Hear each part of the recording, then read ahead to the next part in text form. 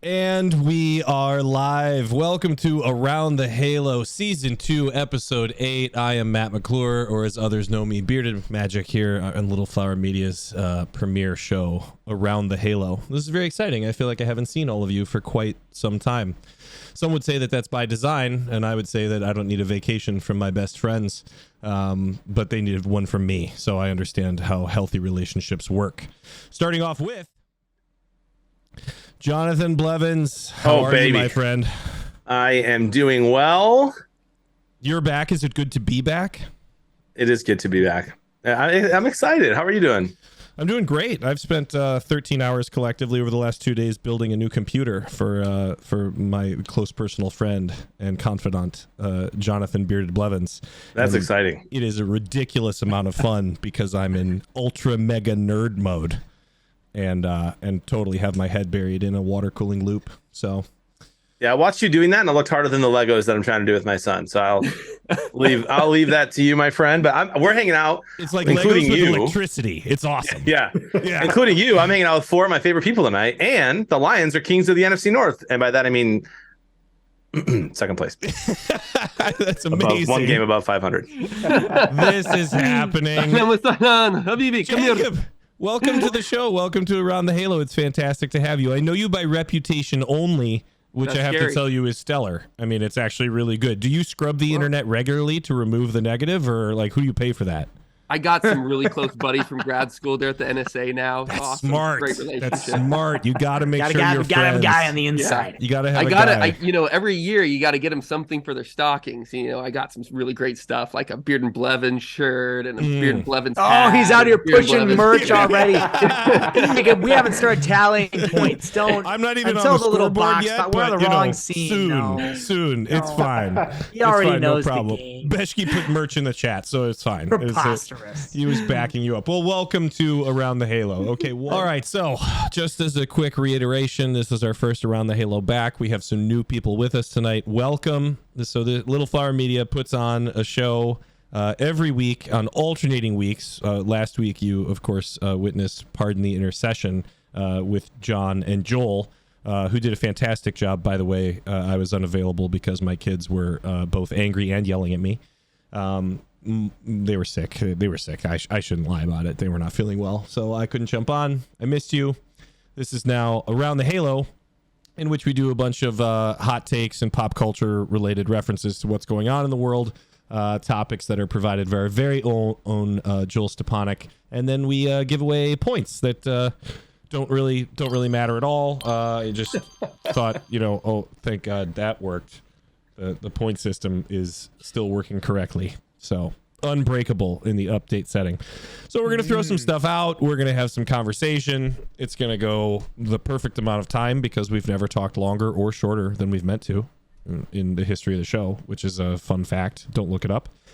And then we're going to give 30 seconds to the winner where they can discuss anything and everything they would like to in that period of time, which is a lot less than one would think. Those are the rules, and they are unflinchingly rigid. Are we ready to get started and go around the Halo? I'm winning today, and it will not be particularly close. I love that confidence. John has already put out into the universe that he is taking the victory. Which is difficult when somebody arbitrarily assigns points. That is difficult. That's true. That's true. This is all a popularity contest in the moment. And maybe he needs it, guys. He deserves it. I mean, all four of you deserve it. So, let's see how it turns out. Topic number 1. Grounded.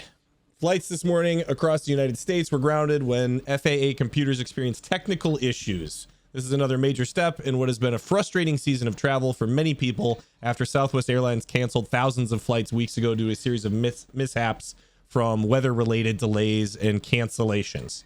Starting with you, Jonathan, as we go around the Halo, are these kinds of failures just a reality that we have to accept?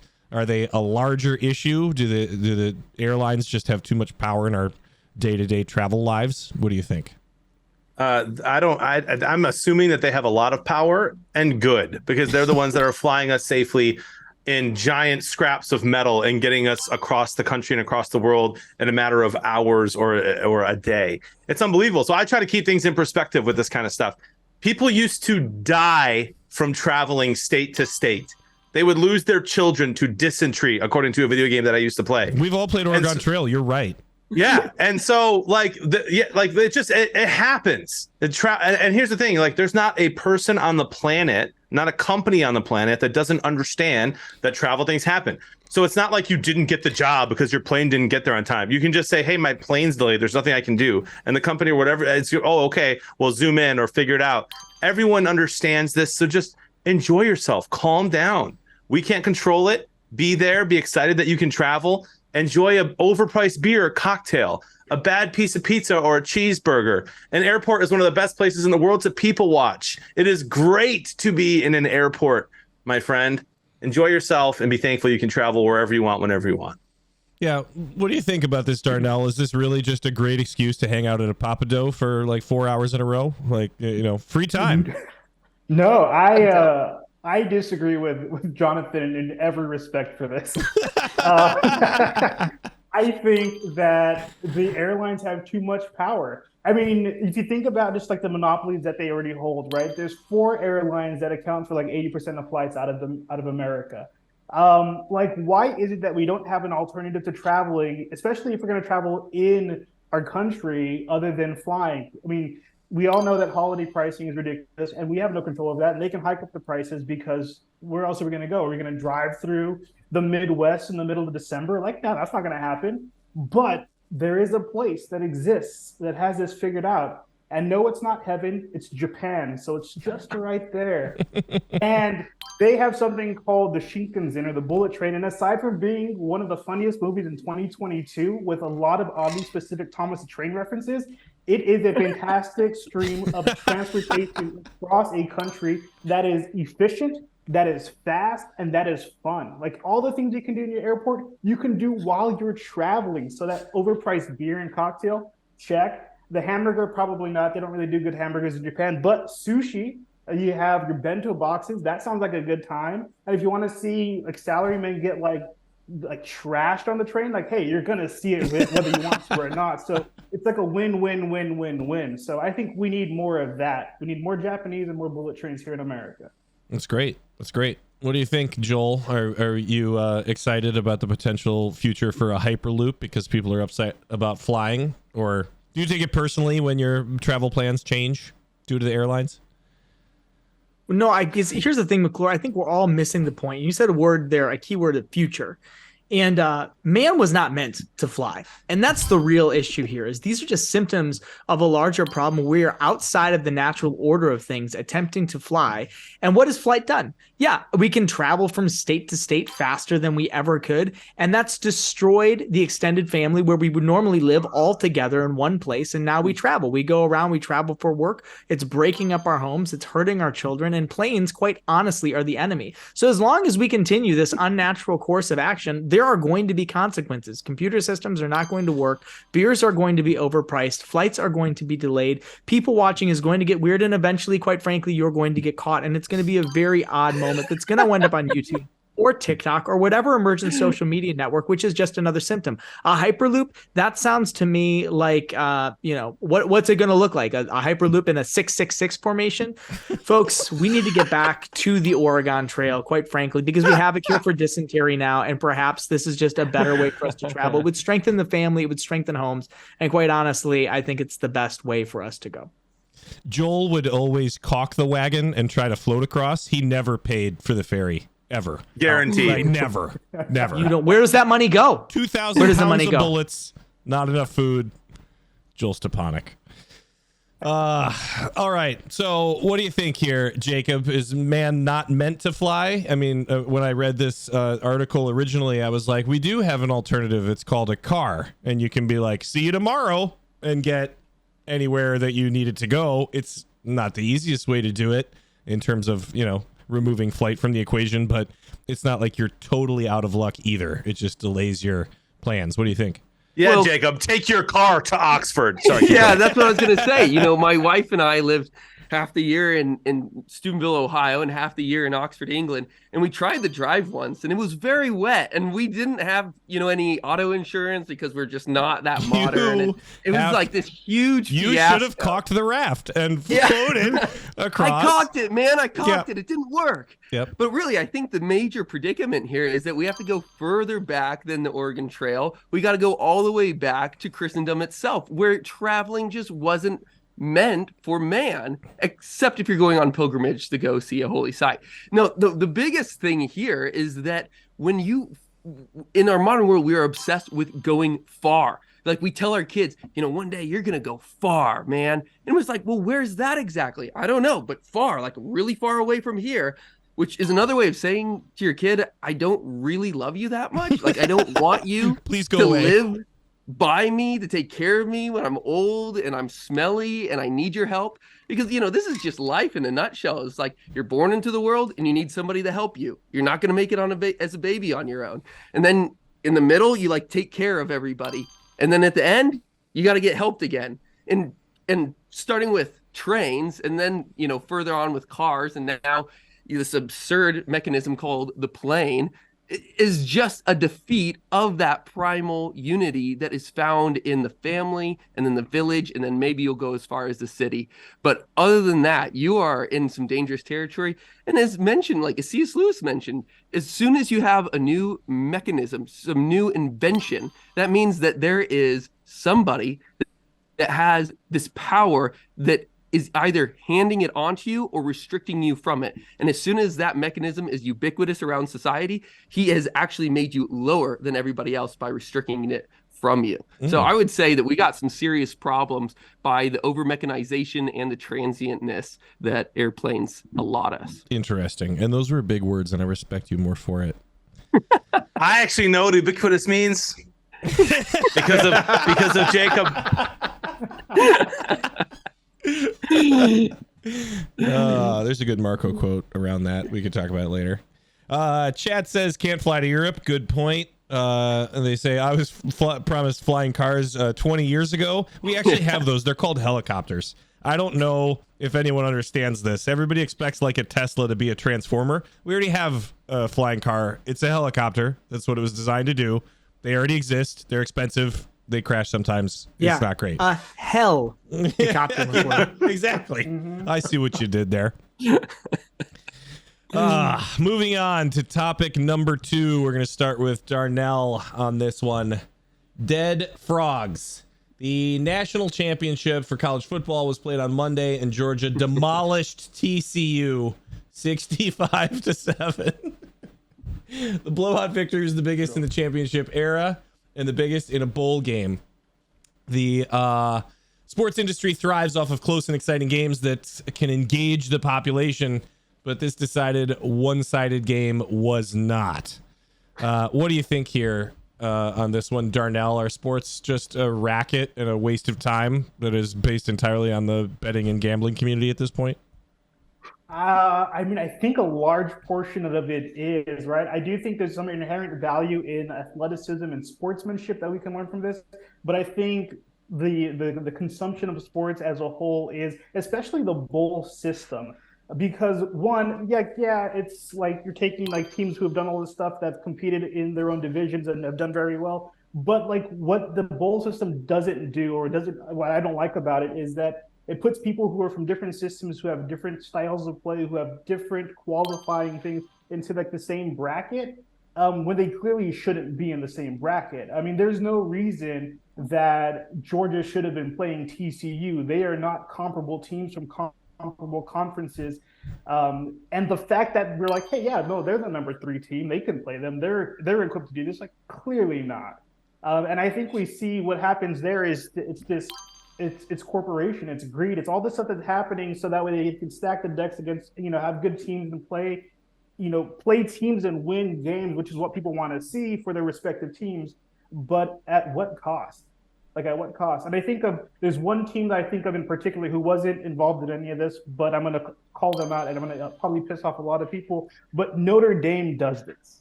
And Notre Dame is just a notoriously terrible football team who has a stacked season every year and does very well in their conference. And then as soon as they get into the bowl games, they are wallops in year after year. And people are always excited to see Notre Dame play.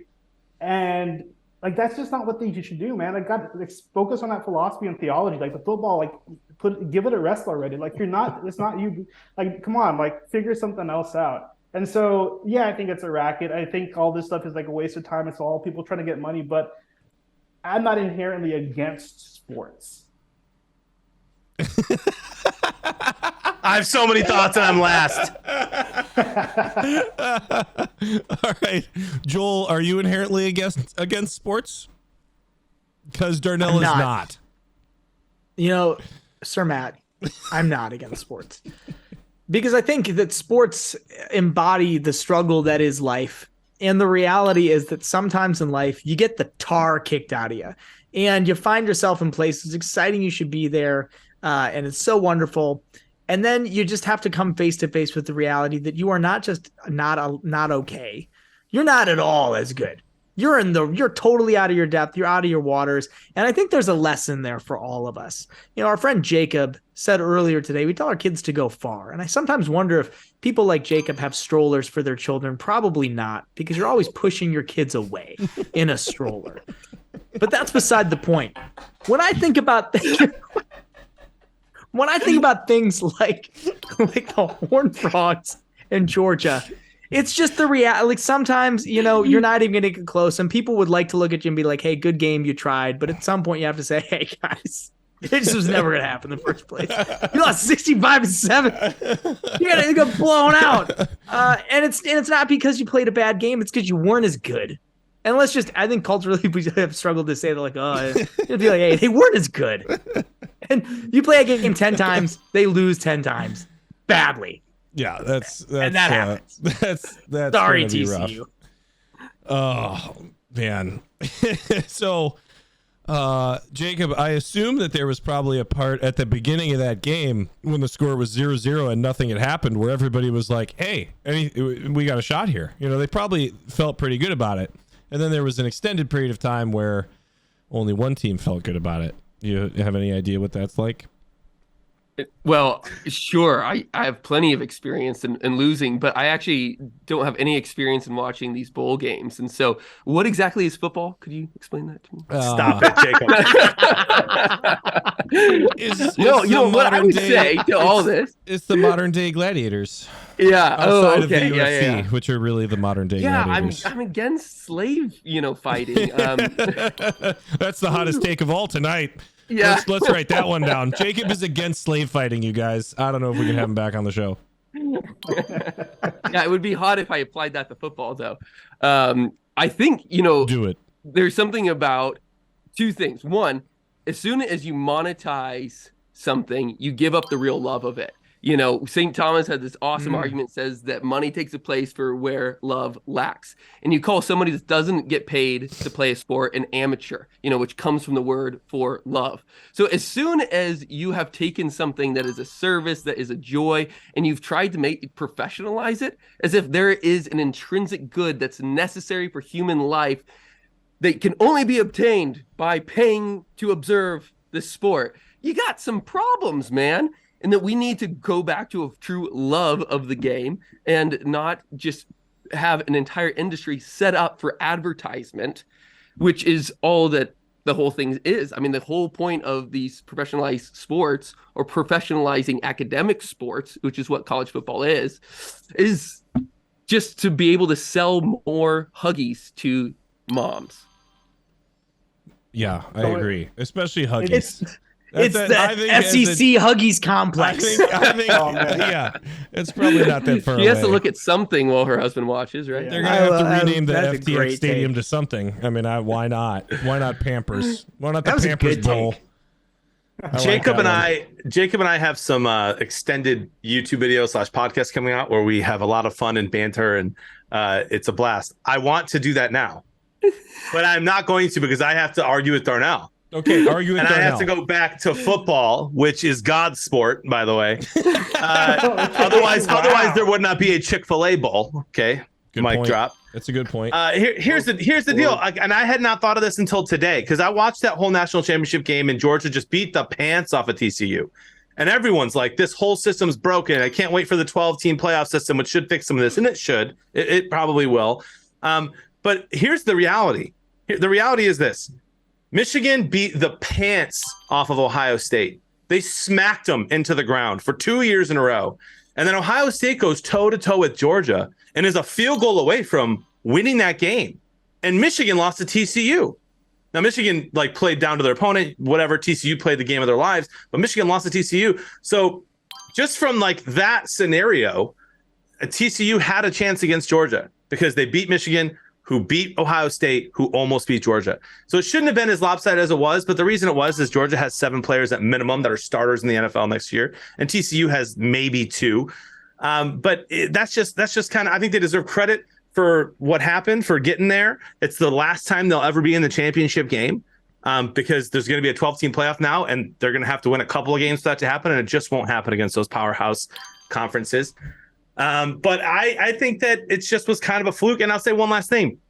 It's interesting in college football, and I've never heard it in the NFL. In college football, you hear all the time that coaches and teams coach for one game. Michigan coaches for Ohio State. They save plays throughout the year and do not use them against other teams, even if they're close to losing, because they want to use it against Ohio State.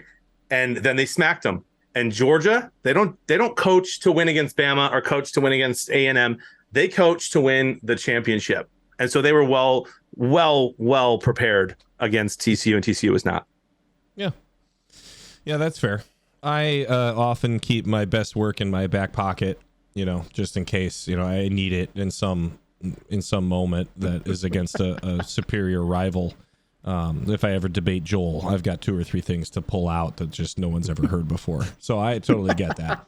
Whereas, Darnell, consistent and excellent all the time, just straight through. He's the Georgia of the debating world. All right, let's move on.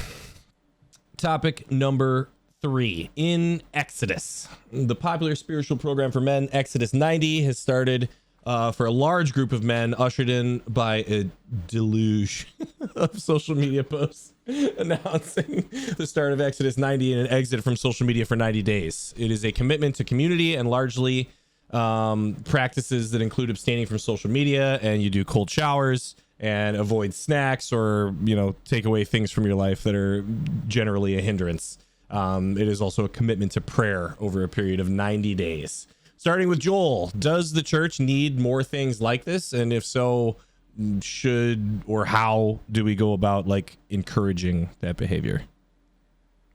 I think we're hardwired to want to sacrifice things because it allows us to open up to good things. So I think we do, but I think the challenge is that these types of things are so countercultural that to get involved in them is really, really difficult. And I have to wonder, I think Exodus 90 is a cool program. I have to wonder how many people actually complete that the whole way versus get a few days and then they're like, oh, I can't. I believe that people who complete the whole thing are transformed, but these types of things are hard, and we don't like things that are hard. And that's why as a church, we probably won't ever propose things because it's oh, that's hard, and it might turn people away. But this is what's so countercultural. And if you have a parish and you're a parish leader, to propose things that are hard and to challenge people into something bigger, that's why Exodus 90 is so popular, because it's challenging men into something more. And they've simply have hit a point where I can't find anything. And yet at parishes, we're often concerned with, well, how can we make people feel comfortable? How can we make people feel good? How can we offer them, a place where they and it's good to help people feel welcome, for sure. It's important for people to feel loved, but at a certain point, you have to look at the people who are there and feel loved and feel good and say, now I got to challenge you to more. And I think that's what keeps people in churches. I would love to see more things like this actually sponsored at a parish level, and not in a, hey, volunteer, but you should do, I'm inviting you into this, and that's a thing. Yeah, I think that's fair. What do you think here, Jacob? Is Exodus 90 something that's too extreme for current culture to get something out of? Is it not extreme enough? What are your thoughts? Oh yeah, Jesus never went so far. So how can you do that? I think the biggest thing he never gave up social media. Yeah. You know what? I think the biggest thing here is that Exodus 90 is a remedial cure to a bigger societal problem, and one that's really ailing the church specifically. You look over at the Byzantine rites, the Eastern rites of the Catholic Church, and what are they doing for, say, Lent? You know, you're giving up not just like chocolate for the next 40 days or whatever, like, or crisps or, you know, or potato chips or something like that. What they're doing is giving up meat. They're giving up milk. They're like eating on they're living by hummus and crackers alone, bro. I mean, something that is actually radical and it's corporate so that you feel bonded together. You're doing it with one another, and doing the same actions culturally, ritually with other people enables you to feel one and to use the word we. But even at parishes right now, you can really only use the word I.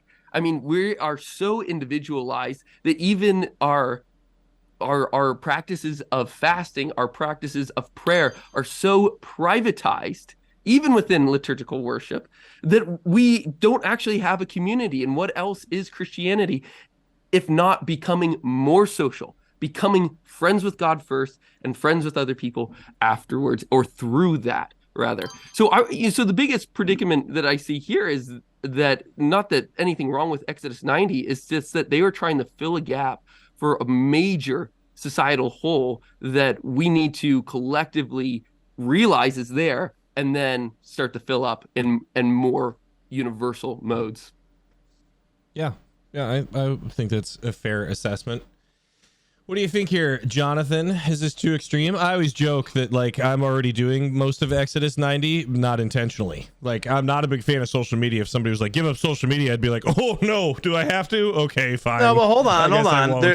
It's way more intense than that, dude. No screen. No screens. No video games for you, buddy. That's a lot tougher, isn't it? But like cold showers, I got a teenager that uses all the hot water anyway. Like, I'm already there. Avoid snacks. Right. My kids ate it all. Like, I don't have anything. Like, it's, you know, like I'm just joking that I'm mostly on the right track of what the checklist is. No screens, I do think, is difficult. Would I still have to work for a new media company? Because that'd be funny if you're like, I'm doing Exodus 90. See you in 90 days. Yeah, exactly. It's a Catholic program, so.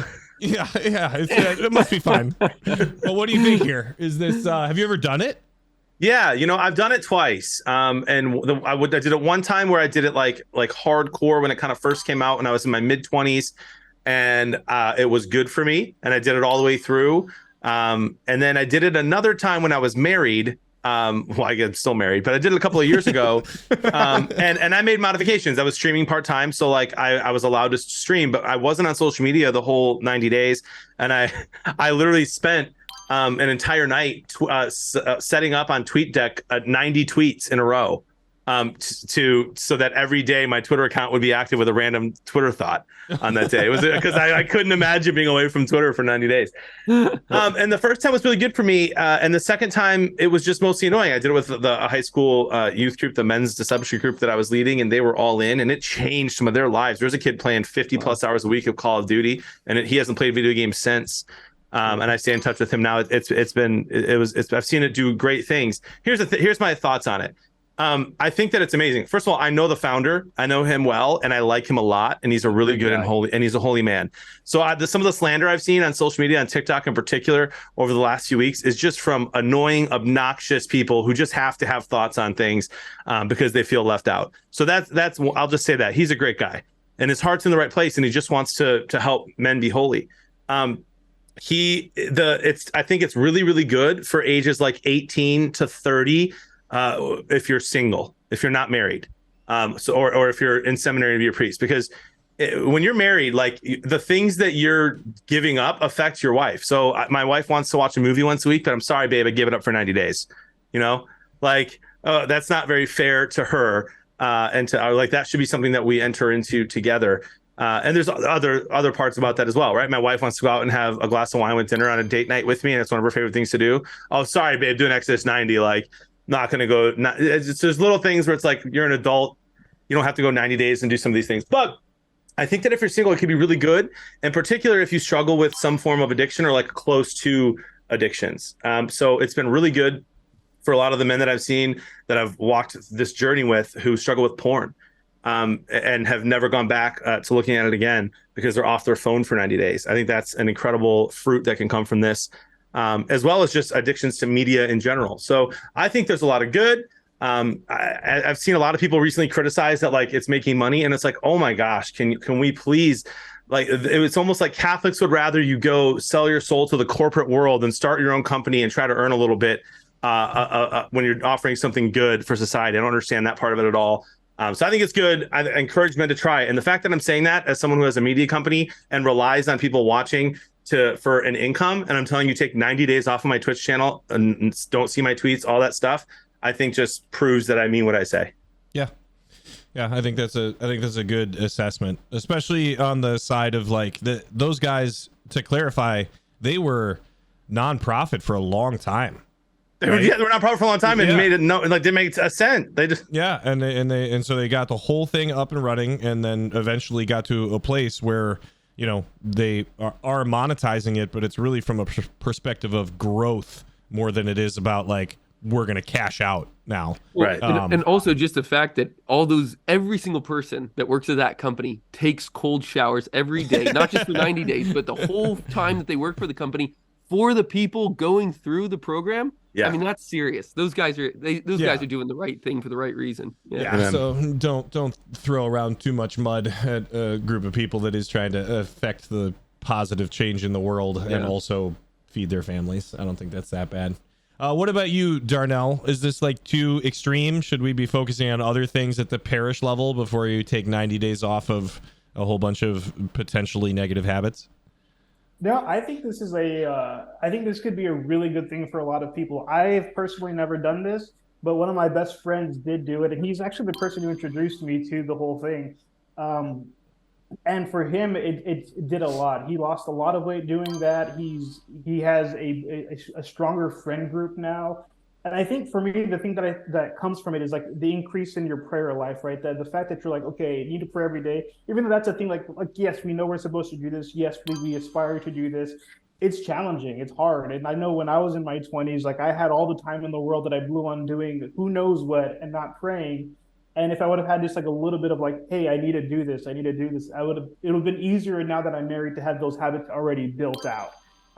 But I know the prayer is important, and I know the communal life is also really important. The fact that they come together weekly, and I know for a while they've been in it via Zoom because of the pandemic, but I know they aim to do it in person if at all possible. That's huge, because I just think of how many people our age don't have a group of friends that they can rely on, don't have a group of friends who they can go to and say, hey, this is hard for me right now. I'm struggling through X. I'm having these problems. Just to be able to air out anything that they're going through, like that's another thing that I think really plagues us. We have so many people in our society that have no support system at all.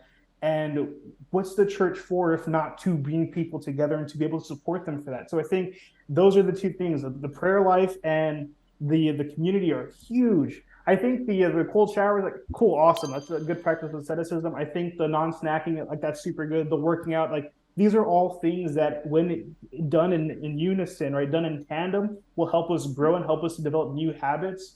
And those things all serve us as whole human person, right? Like we're not just spiritual beings, like we're also physical beings. Like we need to take care of our body, and like eating well and fasting and working out does that. And when you're doing that in combination with your prayer life, like that is huge. Last summer, actually, my wife and I were doing a workout plan where we'd wake up in the morning and then we'd do a half hour of prayer together, and then we'd work out, and like it was fantastic for us. Like we felt really good. Like we were on the same page. Like we didn't argue about nearly as many things as we tend to argue about. And like it was solid. Like we were churning really good, and then on one of our evening walks, we caught fleas, and that completely threw off our rhythm. Oh no! I would not Where'd you recommend catch that them? portion. Humans can get fleas? Yeah, and our neighbors, like down the street in one of our neighbors' yards, I guess they had some dogs back there or something. We have no pets, so we had for us, we're just like, what is this? And that completely threw off our rhythm, and it was hard to recover. Like even just like so much of like getting your prayer life back up and running again, like after something that was just like boom, like it was tough. But hard stop. Yeah, it was like a hard stop. But for that like 4 months that we did it, like it was fantastic. Like it was probably the best I've felt in my adult life. Cool. So if Exodus 90 is anything like that, I'm assuming it's better. Like I can't not recommend it.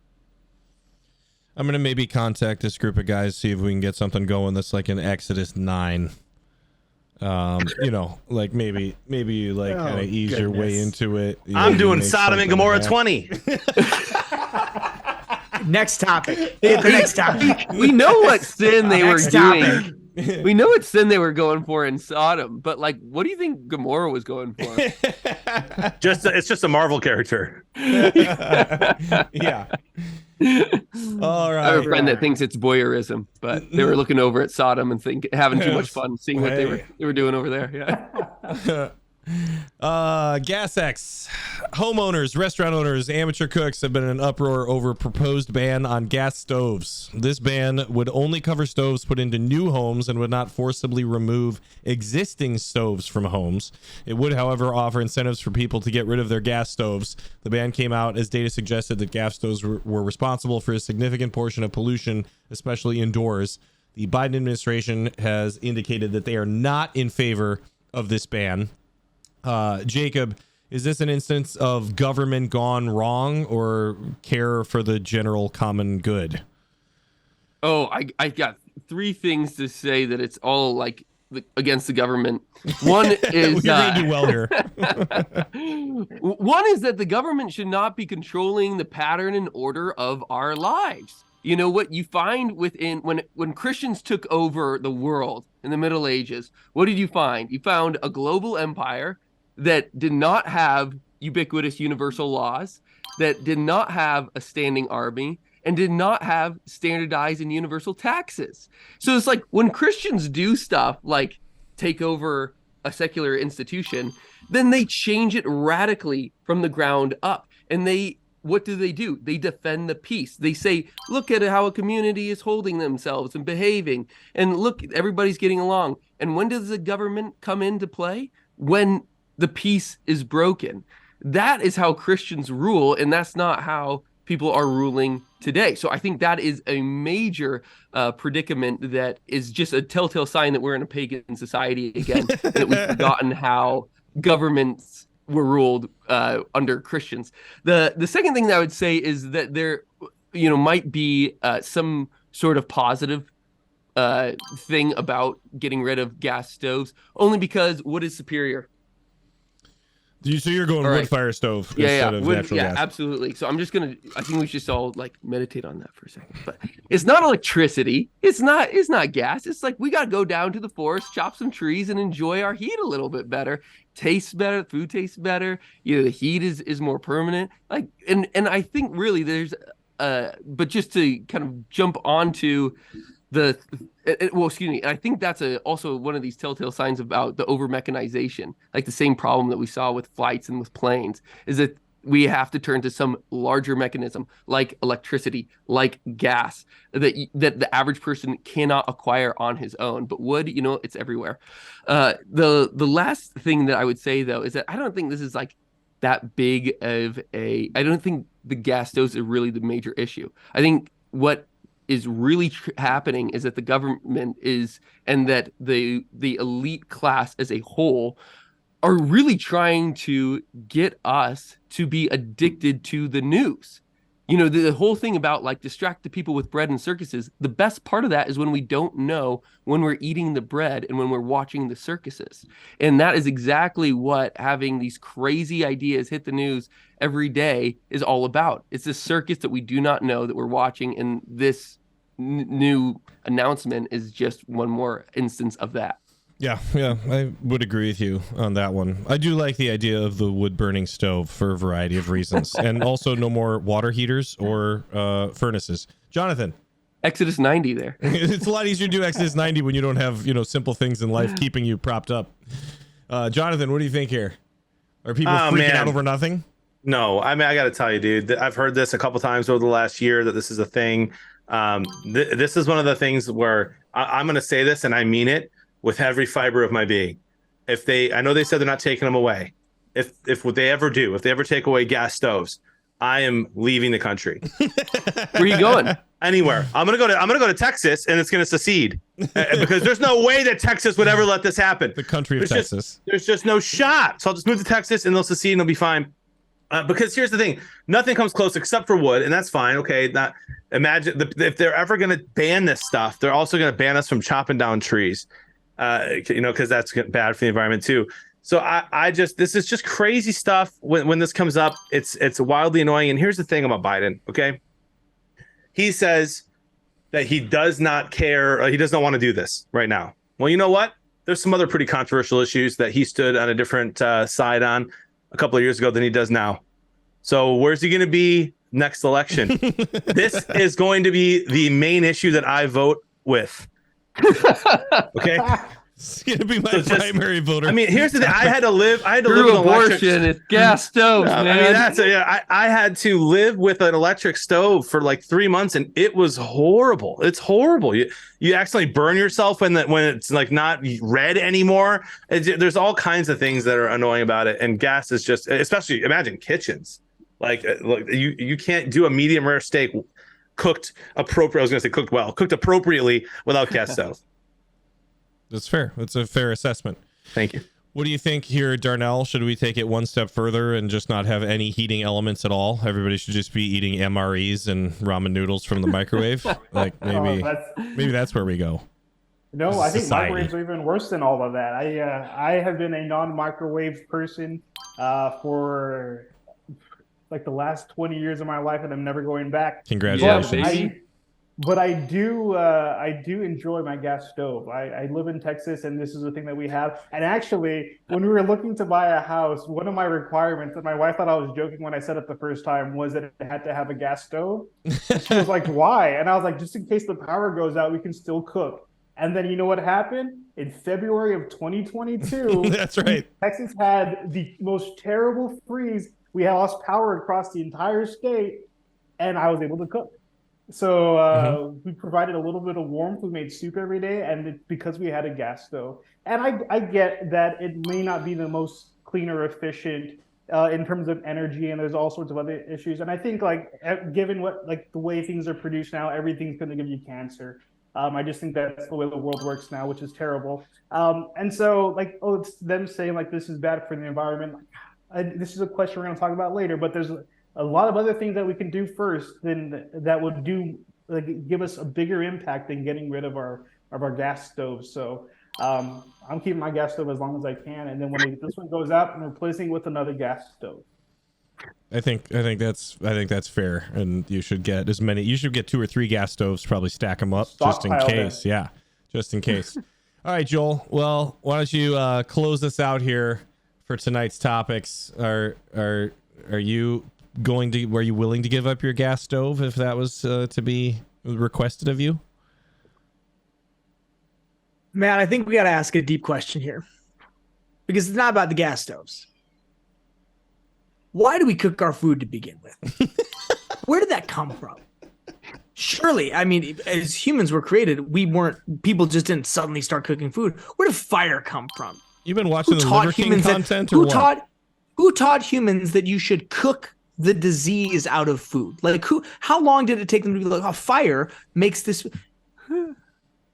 Aliens, McClure. It's a great question. And anytime that you use something to cook, you are worshiping the Anunnaki, who gave that to man fire, which is the fruit of the tree of the garden in the good and evil. Man was given fire, and I think that, quite frankly, cooking your food is blasphemous, and ought to be avoided by all people. Why do we have an appendix? Probably, I'd imagine, to process the disease that's in meat and the worms and stuff like that. Yeah. Incredible. This is not medical advice.